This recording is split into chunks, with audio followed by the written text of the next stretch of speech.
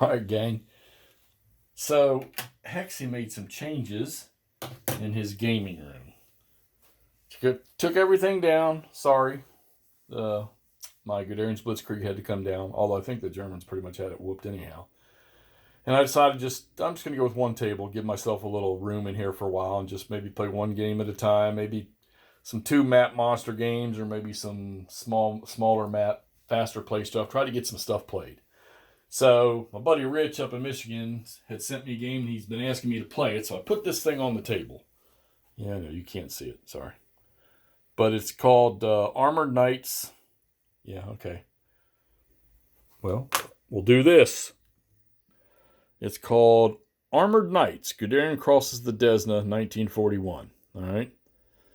That's a thick box, I can tell you that right now. This is by Grognard Simulations, and copyrights 2013.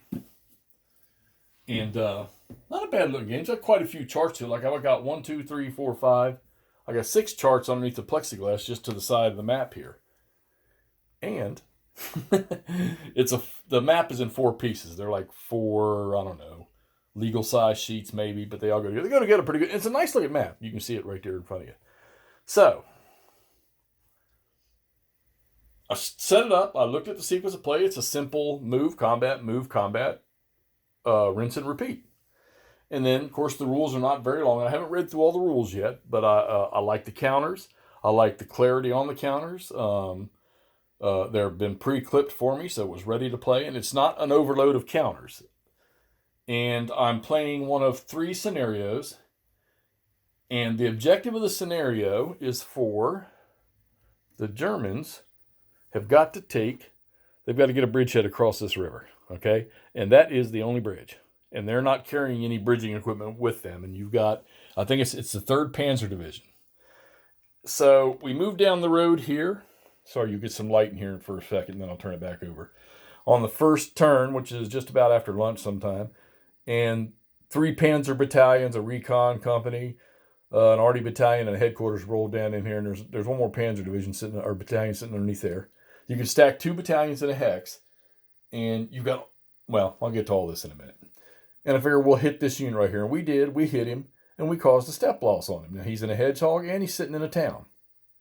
All right? Seems pretty simple, right? So now I give you what I will call Gauss Light. And here it is.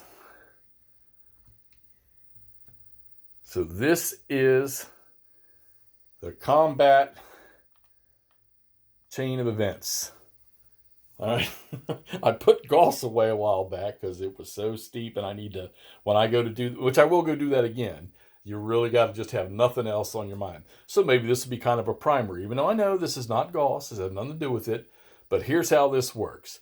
So for each combat, both sides, defender and attacker, roll 1 6-sided dice, all right? So the Germans rolled a 5, the Russians rolled a 2. And I'll explain to you how that applies in a minute. You have a chart over here.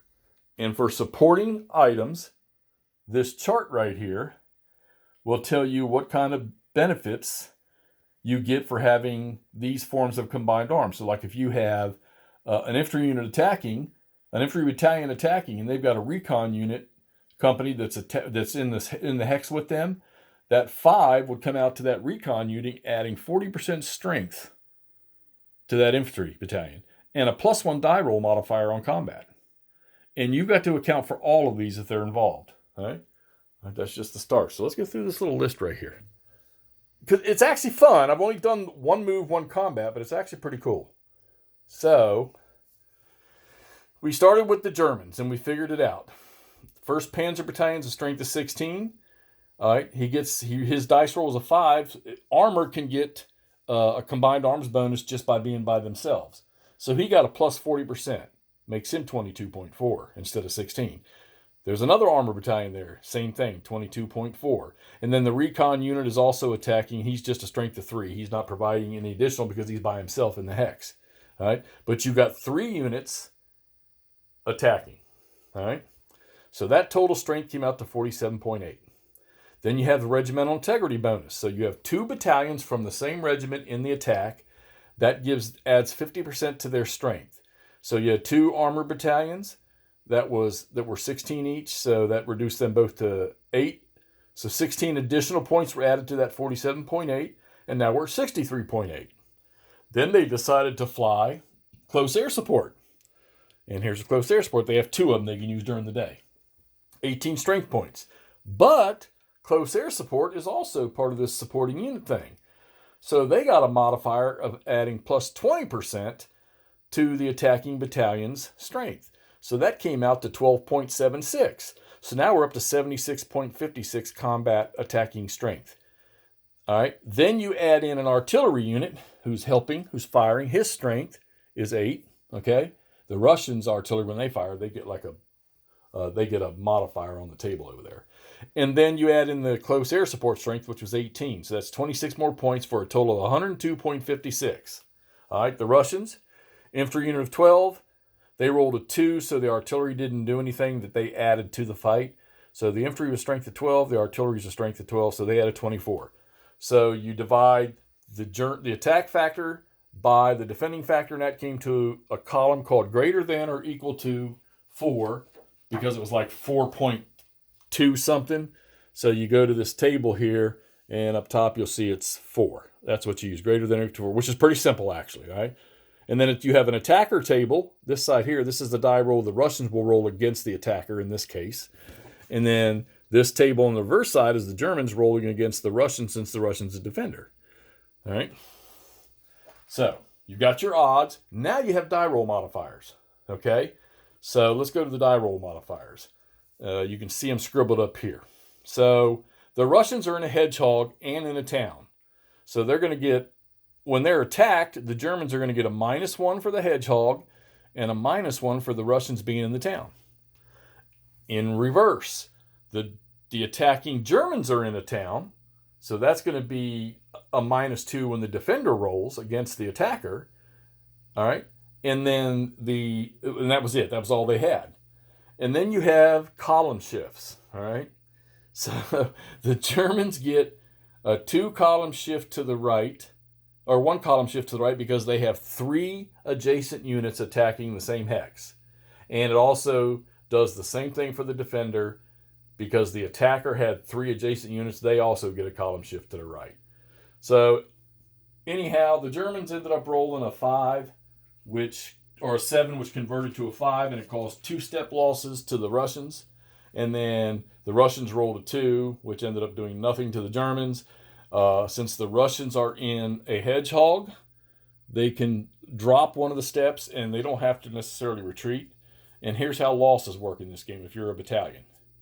So your first step loss takes you down to 3/4 strength. So now he's 9. If he takes another step loss, you take this away and you just flip this over to his half strength side. And then they can go down 1 more to what they call, I think it's called a quarter in here, or half or something. But the only markers you have in the game for information are these right here. Half and 3/4, that's it. So this guy's down to a strength of 9 now after the first attack. And the German phase of this turn is over. So there you go. Gauss Light. Armored Knights, Guderian crosses the Desna 1941, Grognard Simulations Incorporated, copyrights 2013. And now I want to play through this because this is kind of interesting. And I figure the numbers game will come to me as I start to go through each turn. You also have elevation. You have terrain effects and all that stuff right here, what it does to your combat modifiers on both sides of this chart here. So there's a couple of them. And like I said, then you got reinforcement schedules. Now, it's interesting, the game here, it sets up for your reinforcements or your units. You have this order of battle thing up here.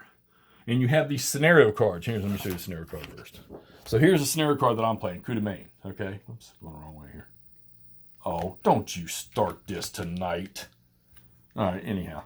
There's the coup de main, and it tells me everything that's where they deploy, when the Germans start their attack, they come in there. And then it'll tell you, like, you have this unit, this headquarters unit, and then it'll say ×3 or ×4 in their order of battle. That means that headquarters unit comes on, he's got 3 or 4 units that are part of his regiment that come along with him. All right, so that's how that works. All right, so anyhow, there we go. Armored Knights, something new we're trying.